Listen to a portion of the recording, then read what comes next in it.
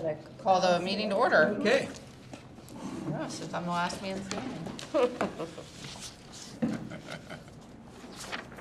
Okay, so we need to Start by, Start with public. minutes or public comment? Well, my agenda listed public comment Yeah. first. Wow, there's, no public comment, correct? correct? Everyone there, staff? Yep. Yeah. Okay. So then the minutes, might as well hold off on that because I guess we'll need Mr. Black to approve. We'll do the minutes at the end then. I have no comments. Mr. Black is doing. Welcome back, everybody, and All right. excited to get going here. Well, good.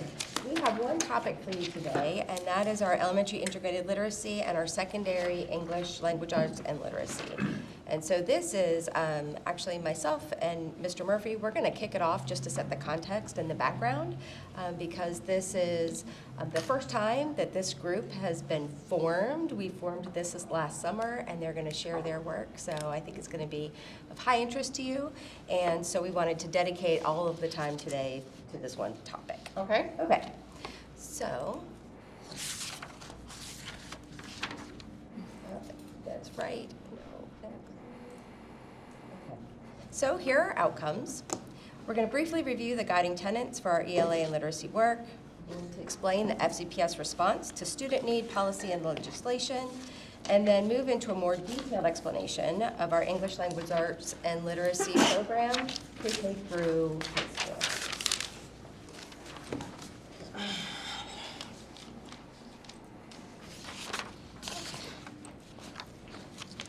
So the Blueprint for Maryland's Future sparked a major overhaul in reading and literacy instruction and student support in the state of Maryland. The Science of Reading Proclamation really focused on evidence-based methods, teacher training and support for struggling readers, with the goal of improving literacy for all students. MSDE created a comprehensive literacy policy to support these goals. And in response to this coalescence of work, FCPS wrote a comprehensive literacy plan. We refined our literacy vision, and we continue to refine and implement MTSS, which you've heard a lot about in the evening sessions. I think most recently with Dr. Vetter when he was going over our KPIs.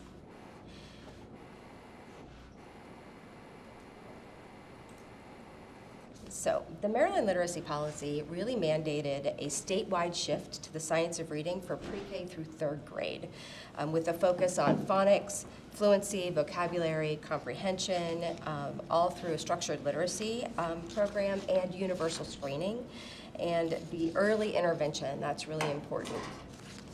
There's a focus on professional learning for educators, making sure that our parents and guardians are notified of the progress of their students, and ensuring that students demonstrate proficiency and readiness by third grade. So I'm going to turn it over to Mr. Murphy to talk about the definition of the science of reading. When we, share the big picture about English language arts, it's important to ground it in the science of reading. We talk a lot about.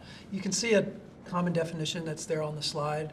And when we talk about the science of reading, oftentimes it's typically referred to as explicit and systematic phonics, for example. People often think about the science of reading in that way, but one of the areas of the science of reading that's lesser understood is the importance of background knowledge building, the importance of vocabulary building, and as students learn to read, the importance of the content that they're learning and the background of their learning while they're also learning the phonics. So as you start to hear about the formation of our elementary team in a more integrated way, it's really grounded in this kind of cross-disciplinary definition of the science of reading that goes well beyond phonics in and of itself. So we just wanted to kind of frame that as you hear about the work that's happening at the elementary level. The other thing on the next slide that's just important to always remember is the critical importance of the learning journey for students to be reading by grade 3. What we know is if they come out of actually kindergarten or first grade a little bit behind in reading, and therefore at risk of being on grade level by grade 3, the rest of the learning journey then becomes a big struggle. And so it is really of utmost urgency for us to ensure that every student is reading by grade 3, which is again part of the backdrop of the work that you'll hear about this morning.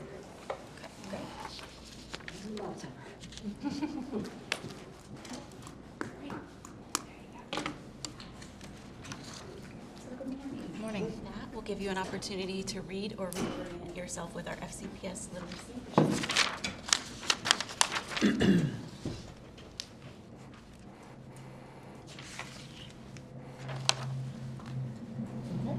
And so a few things that we want to highlight today in our presentation within our vision is the student experience in K-12. We want to make sure that all students have the literacy skills they need necessary to thrive. Additionally, you'll hear a lot about disciplinary literacy. That's where we're career success, lessons shared, aligned with our student learning journey. Also, we want to make sure that we're empowering all teachers to be teachers of literacy and student success. And so with that, we would like to introduce you to our new structures and teams. As I shared, my name is Megan Stein. I'm the supervisor of elementary integrated literacy. Part of my role is really to provide system-wide support within the development, the alignment, and the refinement of our curriculum, both within explicit and systematic English language arts, and then the incorporation of social studies and science within our elementary experience. I also focus on research-based practices, systemic priorities, and in order to achieve our literacy vision, we have an unwavering focus on our Tier 1 instruction. And we do that through our high-quality instructional materials. Transitioning for grades kindergarten through 3rd, we have open court. Or kindergarten through 2nd, we have open court. And grades 3 through 5, we have HMH and Integrated. Those high-quality instructional materials are a foundation of our Tier 1 instruction, and that reduces the variability and strengthens our core instruction across the schools within our district. Also, my work is to monitor student performance and compliance, and through targeted professional learning across our system, across our schools, and strategically within schools, we can ensure that we build capacity and that we promote consistent, high-quality instruction. Within the team, there's 2 coordinators. One we have joining us today, Jocelyn Moskowitz. The rest of our team is in the field with their responsibilities, but they are the operational and instructional support that help us achieve this vision.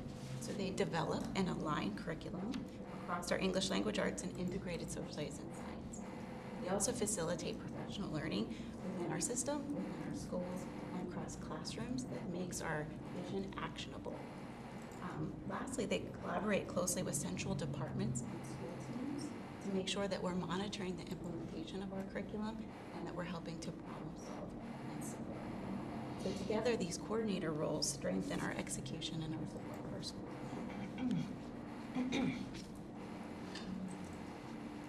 We have teacher specialists focused on ELA and literacy, and teacher specialists for elementary integrated literacy. These roles are unique because they provide direct school-facing support. So they strengthen that explicit and systematic instruction.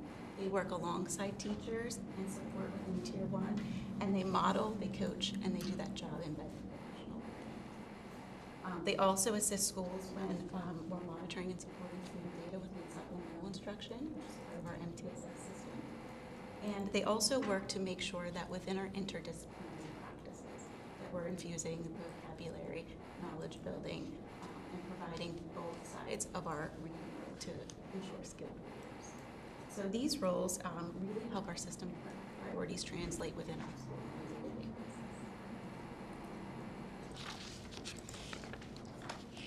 So good morning, Ms. Brennan. My name is Liz McKinney, and I supervise secondary English language arts and literacy this year. You've seen me before. We chatted last time at our annual update last year. And so I want to introduce you to our team who's actually here in the room. We have our teacher specialist for secondary English language arts, Chrissy McGrath, who has served in that role for 14 years. And I like to honor that work because she has a phenomenal relationships with our teachers and our schools.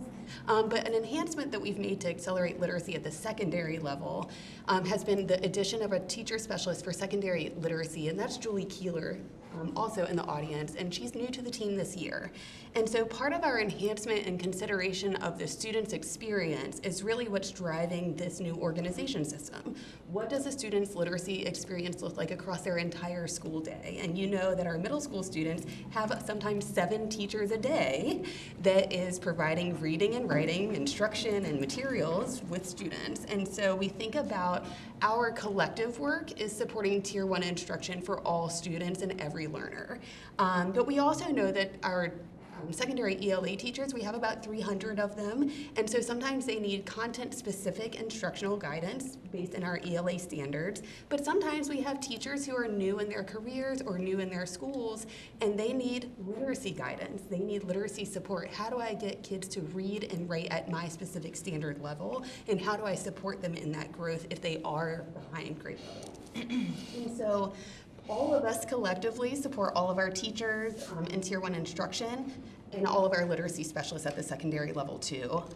But this year with the enhancement of Julie, we've also expanded that support to support Tier 1 academic and career literacy across all secondary content areas and programs. And I'm really excited about that work. We have had a lot of celebrations so far this year.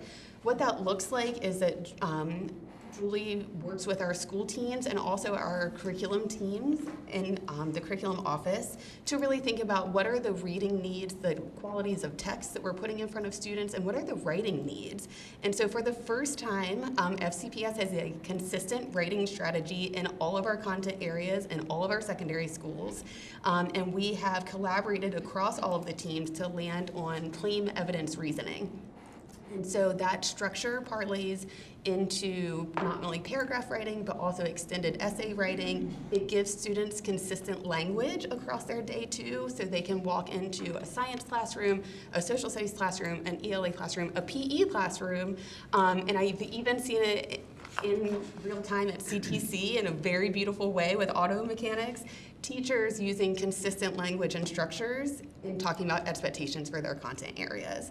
And so we are excited to kick that off this school year. We've gotten a lot of positive feedback. And so a lot of that credit is because of our expansion and thinking about the literacy experience of all students in their entire school day. And so we're really excited about that. And we'll talk a little bit more about various program updates in the following slides. So those are our literacy teams. And so one of our major program updates, which I actually see as a huge celebration, not only for the board, but for FCPS, is our adoption of high quality instructional materials. You'll hear this also referred to as HQIM. And so I want to review what HQIM means and then talk about where we are as a district. The first is that HQIM is a comprehensive program for Tier 1 instruction, and they are highly rated by EdReports as well as other external evaluation systems. They are required to be standards aligned and content based. So of course in ELA we're focusing on reading, writing, speaking, and writing and language usage. One of the things to consider with HQIM as well is that the use of an adoption of HQIM is aligned to Blueprint Pillar 3, college and career readiness, as well as to the MSDE pre-K to 3 literacy policy. And so I actually want to take this opportunity to thank the board for their commitment to high quality instruction and the adoption of these resources, if you could go to the next slide, because we get to celebrate that we have fully implemented HQIM in ELA this year. And that is, it's a huge commitment, and not every Maryland district is there yet, but they are on their ways. And so this is an overview of the HQIM that we have adopted at the various levels. Ms. Stein shared with you our HQIM at both pre-K through grade 2, as well as grades 3 through 5. Even though they were two separate committees, our committees landed on the same secondary program, and that's Into Literature, which we implemented last school year in our middle schools, and this year we are proud to share that we are currently implementing in our high school grades 9 through 11. So that's a big celebration for us. Another program update is the Maryland Pre-K to 3 Comprehensive Literacy Policy requires science of reading training for both teachers and administrators as part of the statewide literacy improvement goals. And so LETTER stands for Language Essentials for Teachers of Reading and Spelling. And so the LETTERS program itself teaches phonological and phonemic awareness, alphabetic principle, phonics, fluency, vocabulary, comprehension, and building content knowledge. And to date, we've been able to offer, there are 8 units within LETTERS. To date, we've had 700 teachers who've completed LETTERS 1 through 8. We've also had 328 teachers complete LETTERS 1 through 4, so the first section. We currently have within this professional cycle 255 teachers who are enrolled in a LETTERS course. And then last school year, we offered Letters for Administrators, which is a specific course about setting school structures within literacy advancement. And we had 24 administrators complete that course. And so we feel the science of reading training impacts our teachers because it helps them understand specific, systematic, and explicit instruction. Also, as they're monitoring student progress, they can make important instructional decisions to scaffold their teaching to make sure that our students continue to get quality core instruction. For our instructional specialists, so our literacy specialists who take these courses, it allows them to serve as strong coaches. They are in the buildings every day in classrooms with students, and so they can coach all of our educators across their schools. And then lastly, the administrators who participate in letters courses, they're able to strengthen those school structures that promote strong literacy skills. In addition to letters, we also have Maryland MSD provides opportunities for our district to take advantage of. We have the State University of New York that we refer to as SUNY, the Reading Fundamentals course. There's an AIM Pathways to Proficiency reading course, AIM Specialist Reading Knowledge for English Language Learners, and an AIM Literacy Leadership course in which we just completed and participated in for both teachers and administrators. And so to date, MSDE reports that we've had 465 FCPS staff members enrolled in one of those courses. And I do want to shine a light on this, that those courses have only been available to our staff since last October. So to have 465 staff engaged in those courses, and many of them have completed them, as a huge celebration, but also reflective of our teachers' desire to learn and ensure that their skill set is aligned to the research and that they are in best service to our students. All right, and so now into our current and future work. So our current elementary work has been focusing on strengthening our core instruction while ensuring that we are responsive to our students and their support. One of the ways that we've done that this year with our team is to increase our integrated opportunities. So where within our Tier 1 ELA, high quality instructional materials, they are designed within thematic units of essential questions. We worked to align our social studies and science standards to match some of those units. Additionally, we support MTSS within data analysis and instructional recommendations. So this work includes our availability to provide supplemental instruction planning with schools and make sure that students who are flagged for at-risk reading difficulties that we are supporting. And so to date, just within the inception of our team in the first semester of schools, we have been in over 50, we've collectively engaged in 50 school visits or strategic meetings with schools. We continue to strengthen our structured literacy practices through our targeted professional learning. So we engage in, with educators, we want to make sure they have the tools and knowledge to meet the diverse learner needs across our schools and across our system. And so part of the work that we've done is we engage with system leaders for professional learning related to Tier 1 core instruction. We meet in a variety of, depending on administrative level, a variety of meeting structures 4 times per year with them. We meet with our literacy specialists that serve in buildings 6 times a year to ensure that we're engaging in professional learning and meeting our system goals and priorities. And then our team also had the opportunity to offer an optional professional learning that was virtual after school for any teacher or staff who wanted to participate. And we had over 90 participants this past December. So our future work, we want to continue to capitalize on our learning and our momentum this year. So we do plan on expanding and increasing those integrated literacy opportunities. We plan on continuing to intentionally embed reading, writing, and language practices across both English language arts and social studies and science. So students understand that core knowledge, the background knowledge, vocabulary, and they make those connections across disciplines. We also will be implementing the next phase of the Maryland Pre-K to 3 Comprehensive Literacy Policy.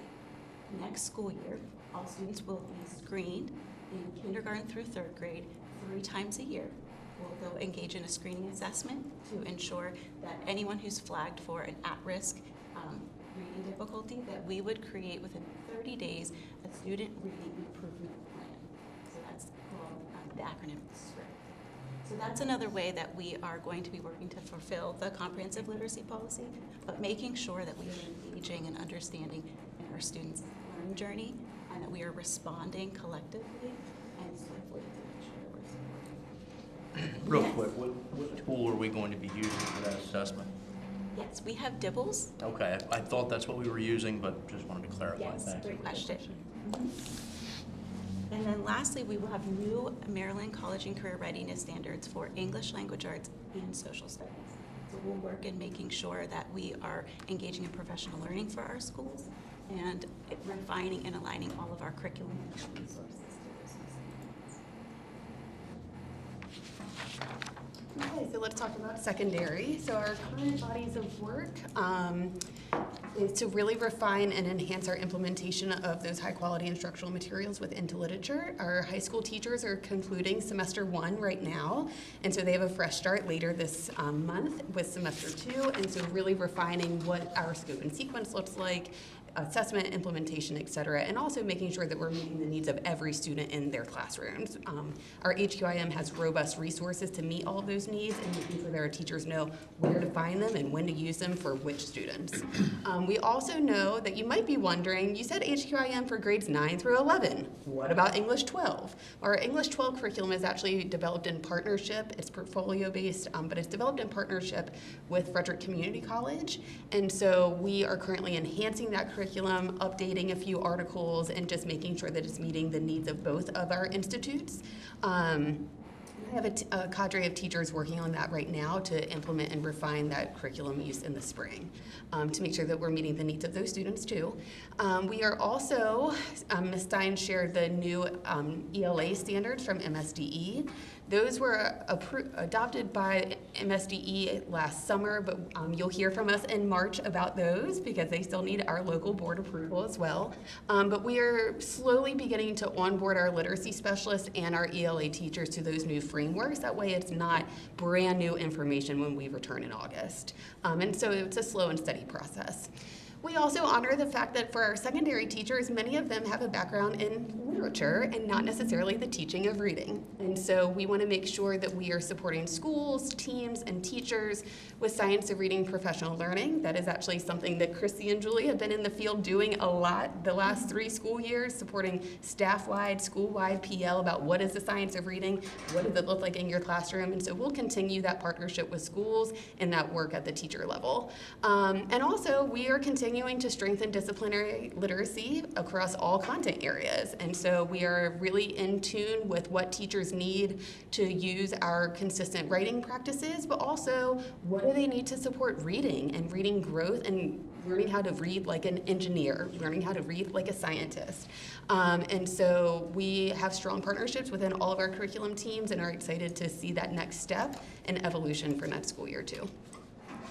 So our future work, you'll hear from not only MSDE, but from us a little bit more this spring about the new adolescent literacy policy.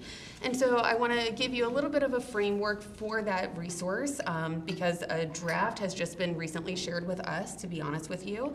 It's an extension of the pre-K to 3 literacy policy. And so you'll see a lot of the work has been either refined, maybe shared in more detail, and extended to encompass the entire student experience. And so our MSDE literacy policy that Dr. Gall shared with you earlier is pre-K to 3, and then the adolescent literacy policy will cover grades 4 through 12. And so I think we are well positioned within the draft that I've seen of that policy, but that will go up to public comment at MSDE later this spring, and we'll obviously have more information as it becomes available. Additional future work for us is to expand our advanced coursework opportunities in high school and really thinking about what can advanced coursework look like before 11th or 12th grade? What can it look like in 9th and 10th grade? In the ELA world, we have other opportunities and other content areas, but we want to make sure that if a student is interested in refining their research skills, their writing skills, that they have advanced coursework opportunities early too. So you'll hear from us again in March for that with the proposed course. And then an update and also future work that I'm excited to share with you is expanding our community partnerships. And you might say, it's ELA. What community partnerships are you working on?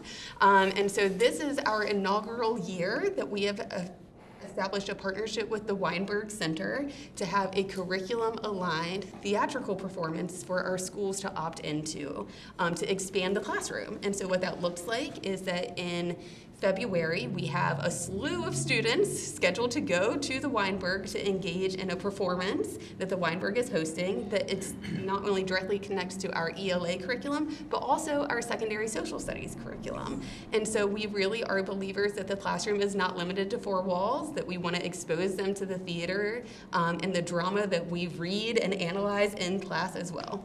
And so we are expanding that community partnership to actually offer 2 performances next year, one specifically for middle school and one specifically for high school. And we're really excited about that opportunity for our students and teachers.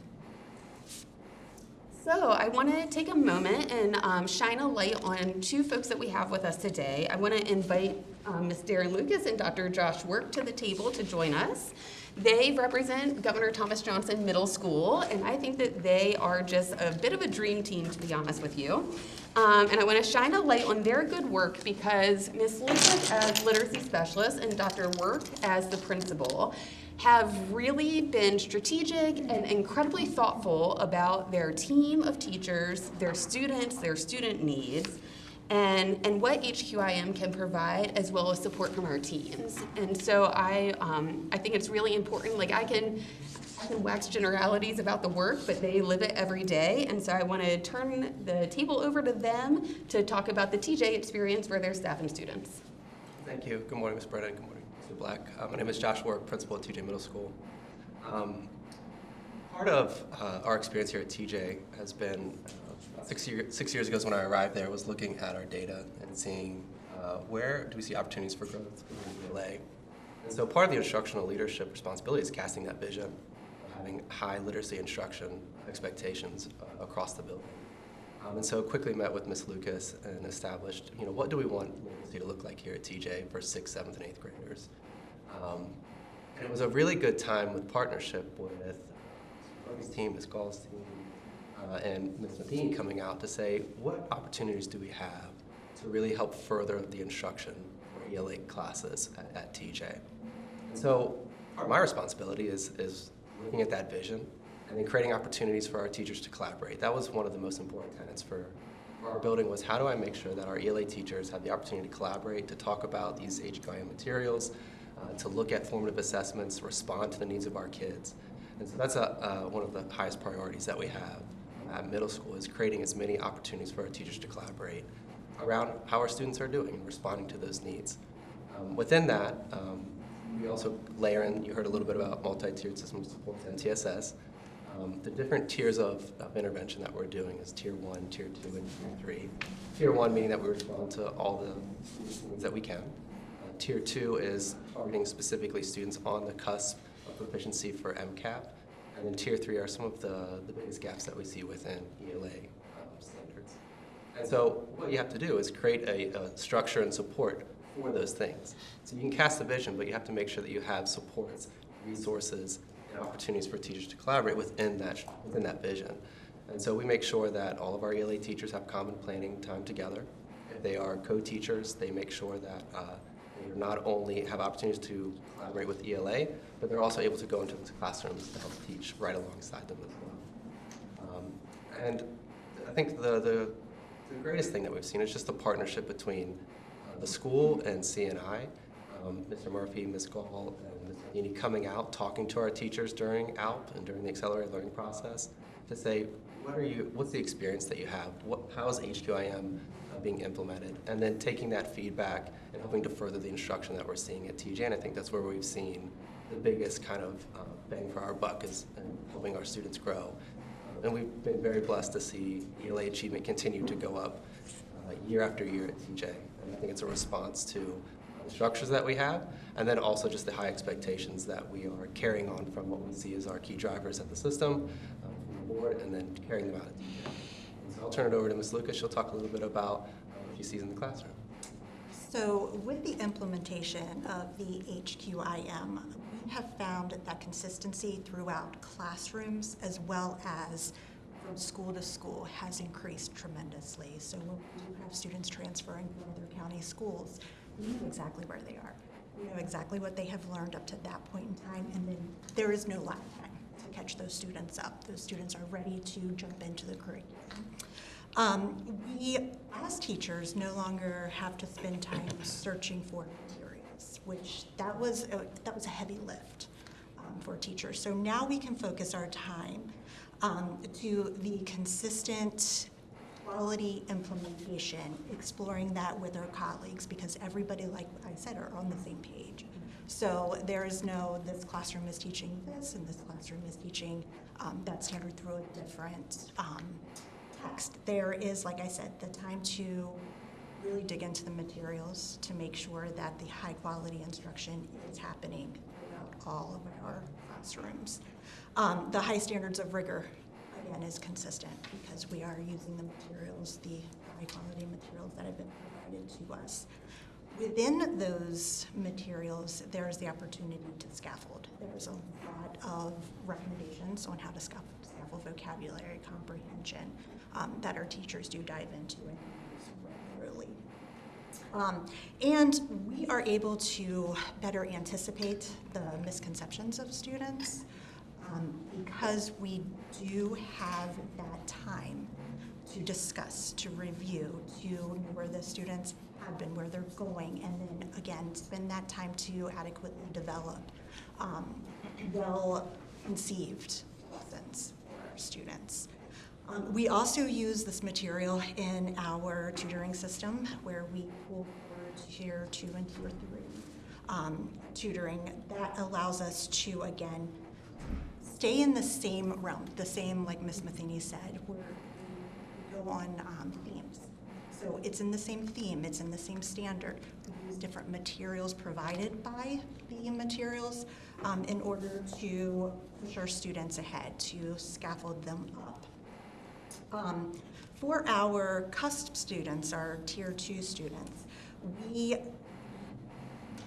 use the planning guides that our curriculum office has given us, and then offer multiple exposures to those standards. So those kids who are just right there on the cusp of being proficient do have more exposure to the standard, which should push them into that proficient level.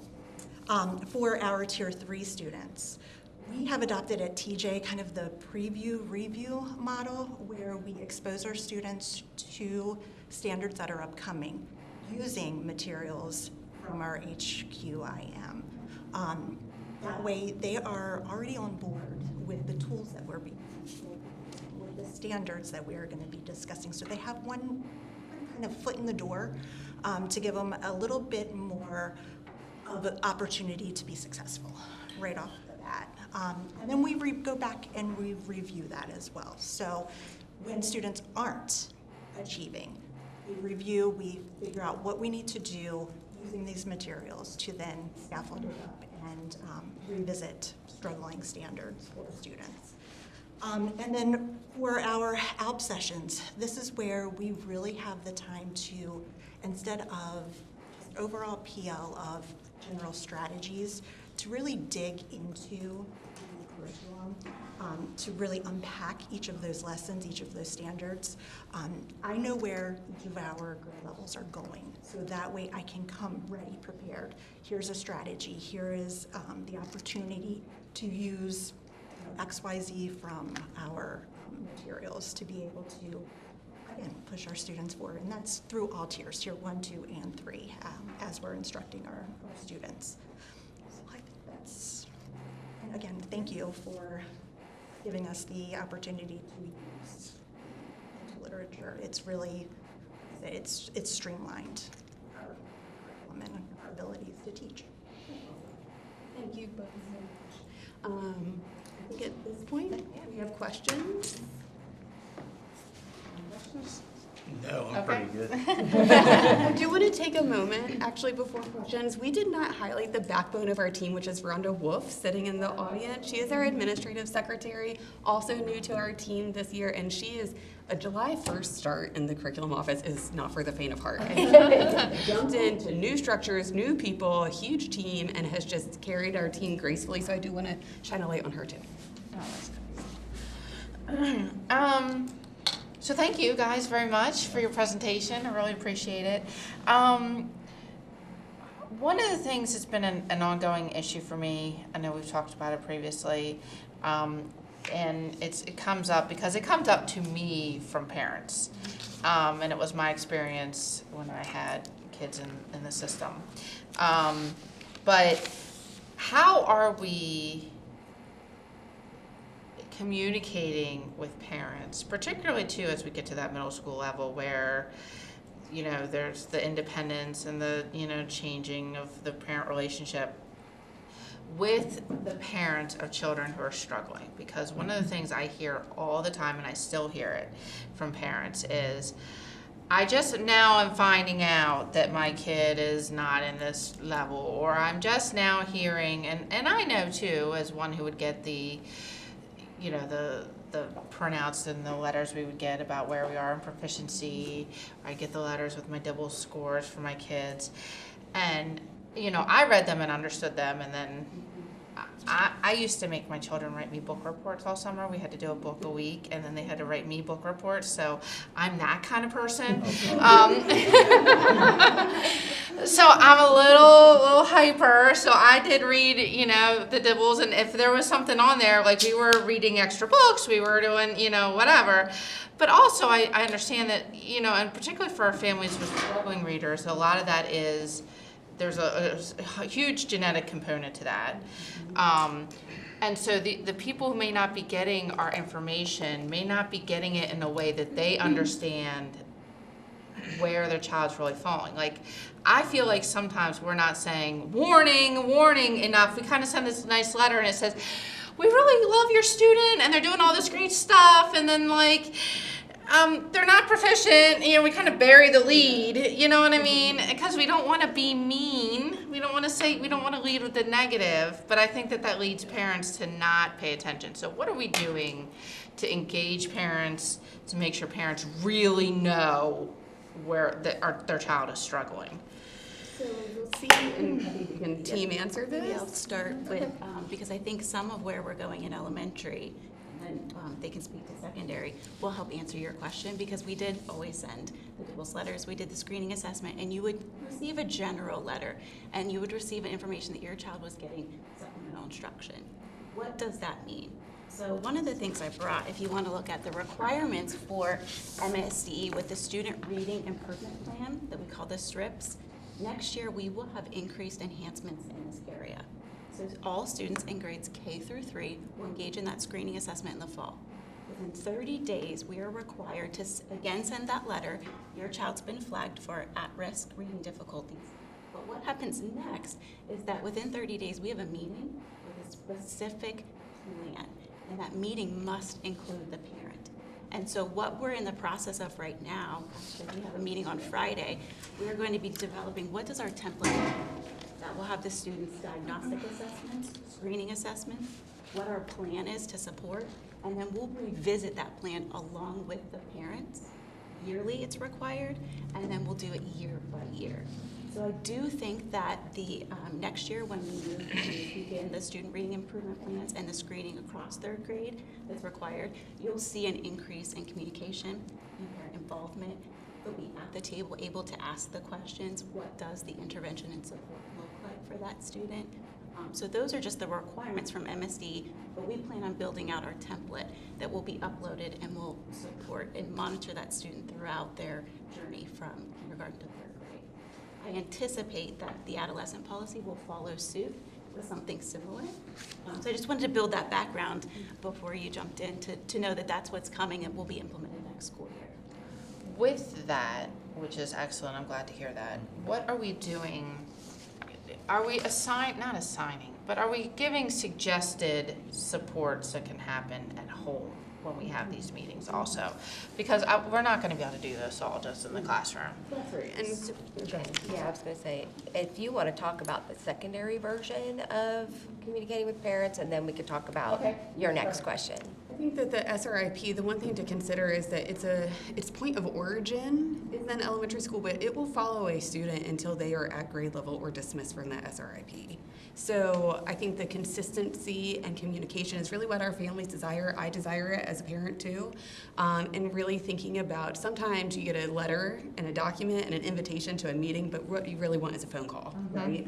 And so we equip our teachers at the secondary level with proactive communication strategies, templates of letters that they can, emails that they can send families, but also suggestions of who to loop in when. Darren is a phenomenal literacy specialist. She's hands-on with all of her teachers all the time and saying, you might want to call mom about this, right? And so I think that our literacy specialists really help equip our teachers with, especially our new teachers who sometimes get intimidated calling home.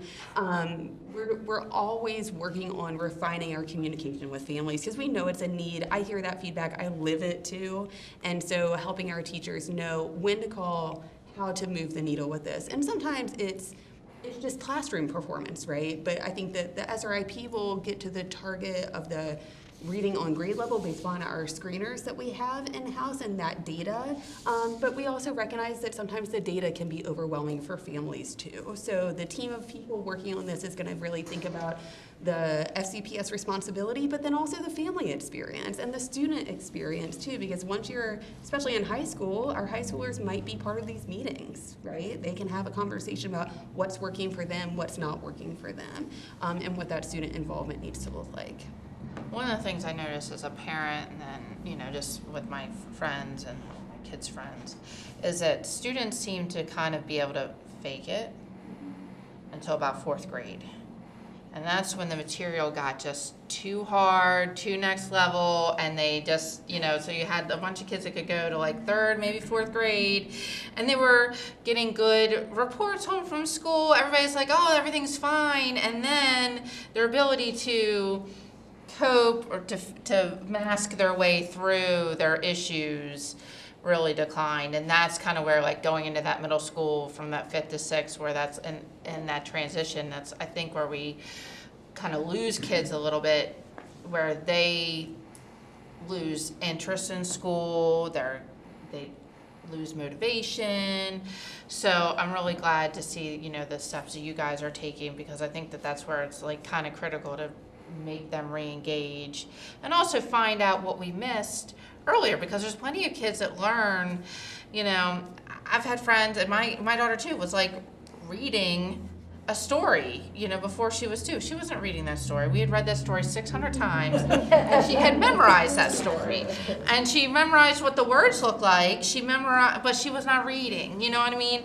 And so I think that you have a lot of that in families too, where they think, my child is reading, it's fine, but they aren't. They memorized, they, are kind of, they know enough, they're kind of skipping through, and, and particularly for kids who are, and you see this too in kids who are otherwise gifted, because they can fake it a little longer. They are retaining information, they auditorily or whatever that they've learned, and they can regurgitate it a little bit better longer. And so we miss those kids because they look like they should be doing better. Trying to lay on current assessment practices and then potential enhancements that the adolescent literacy policy might shift us towards. We do screen all of our students through grade 10 for reading difficulties. And so that happens at the beginning of the year, and for some of our students in year-long English courses that involve intervention at the high school level, they actually engage in a reading screener 3 times. And so Dr. Vetter's team really supports that work in ensuring that those students who are below grade level are additionally evaluated using diagnostic tools to determine their needs and intervention services that might be applicable to them. The adolescent literacy policy is interesting. I do want to see, how it evolves over these next few months, because it spans that conversation through grade 12. And as you know, we have students coming in and out of FCPS every year, every month, every day, every grade. And so what can that look like for FCPS moving forward? But I do want to give our current reality is that we are well positioned to identify and address reading struggles now, because you're right, there are lots of students who, they transition to 4th grade and we're like, whoa, what's happening, right? But our teams are equipped for that, both at the elementary and secondary level. Well, I think that the problem, why the focus on literacy is so important, I think, is obviously because they will rely on that for every other class. And so when you're not able to do that, obviously that they can't, you know, or Dr. Vetter, you know, presented to us earlier and a few months ago with a math question.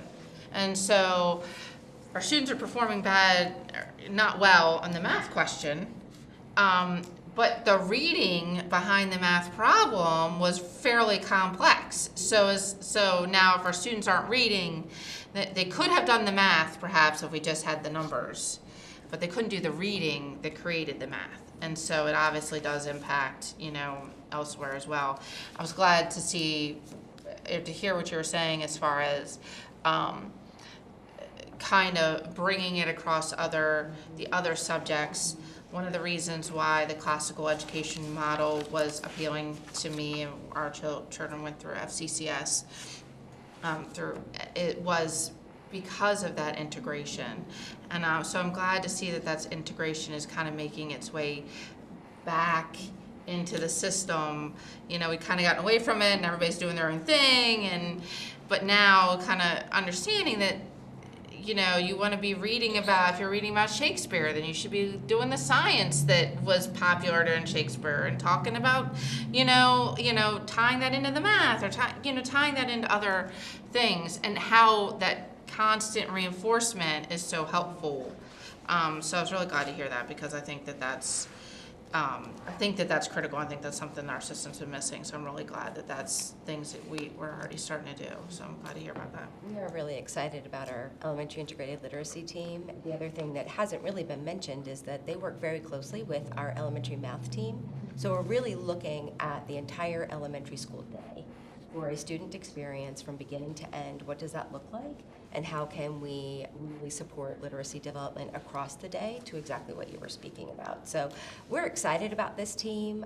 They were formed and just began in July, and so the work that they've done and accomplished already has been phenomenal. And then to lend itself also to the secondary level with the addition of a teacher specialist to focus on that interdisciplinary literacy, I think will really set us up well for helping our students achieve. The only other question I have, I guess, is how is this, how does this impact our writing lessons? One of the things that I hear from employers that I've experienced as an employer is the written communication. It's bad. So what are we doing? And I was always taught the more you read, the better a writer you'll be. And so I think that some of it is we don't do enough reading. But how does that translate into that kind of, what are we doing to expand that? I like my book reports. Anecdote. So we, in November, we hosted we meet with our literacy specialists 5 times throughout the year, but 4 during the school year. And Darren was with me in November. We hosted our meeting at CTC. And so the day was focused on career-ready literacy. We talk a lot about college-ready literacy, but what does career-ready literacy look like? And CTC has really had a literacy initiative this year and really focused on reading and writing within their disciplines and their vocations that they're specializing in. And so it was wonderful when we walked into the auto mechanics room and the instructor had the CER poster that we've given all of our teachers right here. And he said, okay, it's your weekly report. I'm your customer, or he described the customer, and he said, you need to write me a CER that explains the work you've done, how much the bill is, why you needed to do that work, and the whole process that they followed within their week. And so that is a real life application of the CER strategy to support customer experience, right? And that way, as someone getting your car back and seeing a bill, why do I owe this much money, right? And so I think about that one example shines a light on the need for consistent writing strategies. We have work to do, we know that, but we also have structures in place to support all of our content areas and teachers to really empower them with writing, give them the resources they need, but also build their capacity too along the way. The other thing too with that is encouraging opportunities for students to actually write in the classroom. We've got a lot of work on Schoology, another Chromebook, which has a great place. But for example, in a classroom I was in before break, the teacher was guiding students through writing their introductory paragraph first paragraph, second, third, and their conclusion paragraph. They were doing that all by hand, and then at the end, the culmination was entering that actually into Schoology. So encouraging opportunities like that within the classroom is important because they can enter in maybe their final product into Schoology to be graded, but rather than working multiple windows, making it challenging, we encourage them at the school level is what more can we do on paper to get students writing without always having to be on the Chromebook for 7 hours. I think with the maps that we have, there is the opportunity for students to write every single day in the ELA class. They won't love it. They do not love it. I don't make sense in like those book reports either, but Every single Again, day, kids the are putting volume- pencil to paper. And not just in ELA, as we've been talking about, the volume of writing that takes place in social studies and science, as well as the kind of career-related writing we want kids doing in CTE. It's just across the board. So hopefully you're walking away with that kind of theme today about this cross-disciplinary integrated approach where writing obviously is a fundamental through line that we want through every single class period, every single day, not just an English class. Ms. Stein, I thought you were going to say, oh, go ahead. I was going to say, a very great point was brought up here. You had mentioned, having the students handwrite and then enter their final product into the Chromebook. My question, what are we doing to encourage that skill of handwriting? Because I think that that's a very missed skill in school. I mean, of course, cursive writing was a big thing when I was in school. And I think that's certainly important. But handwriting is absolutely abysmal if you walk around classrooms today. So what are we doing to, obviously technology is a part of our classrooms, we know that. But what are we doing to try to make a shift so that we're not losing our kids' skills when it comes to the handwriting? When it comes to being able to form sentences on paper versus having the computer, oh, you made a grammatical error, oh, you made a spelling error. It's different when you do it on paper. What are we doing to encourage that? Handwriting is currently infused in our HQIM for grades K to 2. Students do within their writing block spend time focusing on handwriting, so hopefully we will see that trajectory increase over time. The other thing I wanted to highlight at the elementary level when we talk about writing is this interdisciplinary approach. It's really supporting the writing block is one of the areas that's the glue for our department and thinking about as a 3rd grade student, you have an ELA unit that's HQIM, it's animal behaviors. That's your overarching theme in your question. On science, you're learning about life cycles and traits. So during writing specifically, is when we're taking that background knowledge, the vocabulary that we're learning, the informational text that we're reading to build that background knowledge, and then we're doing strong informational writing, book reports even, during that block. So that's where we're really seeing the benefit that should yield high quality writing and students being able to write like historians, write like scientists, provide information, or fictional writing, that they're able to do that in a variety of ways because we are bringing through that interdisciplinary approach. But certainly within our HQIMs as well, I'll highlight, we use a lot of graphic organizers. And there's a lot of drafting and supporting, which, we want to do paper pencil for students to be gathering their ideas, note-taking before they're producing anything and maybe publishing anything in technology. But I just wanted to highlight that integrated approach that we really feel will yield within writing and being the blending of our interdisciplinary. Sure. Now you mentioned grades K through 2, but what about in your higher grades beyond that though? They do have cursive handwriting as well. Okay. Yes. At the secondary level, our HQIM into literature comes with a student workbook for every student. And so one of the things that I think our middle schools have adjusted really well post-pandemic is utilizing that workbook as the anchor of all instruction. We have a lot of digital resources that sometimes students need for their accommodations, whatever their needs are, but I think the home base in all of our middle school programming is that student workbook, which means they're annotating text by hand. They're answering the questions in the margin by hand first, and then I think many of our schools, correct me if I'm wrong, sometimes there are then prompts that are part of our curriculum, and the teacher will say, okay, read your notes.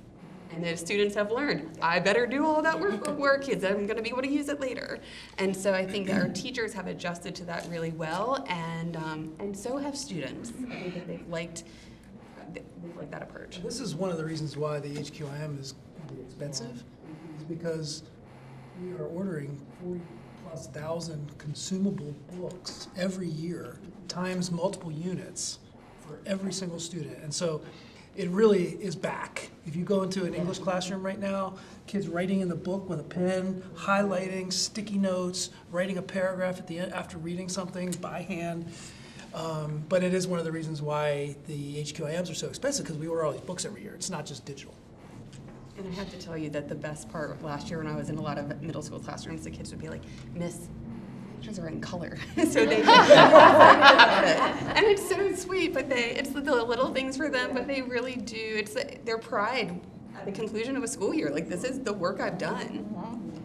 Sure. So the dittos, man, back when we were in school.